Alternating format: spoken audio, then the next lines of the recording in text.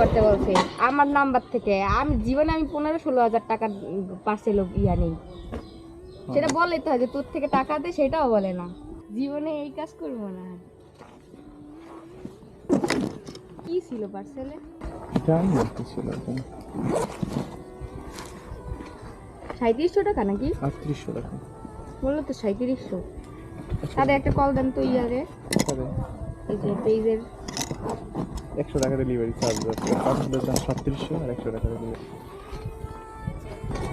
ওই 200 টাকা ফেরত দেন।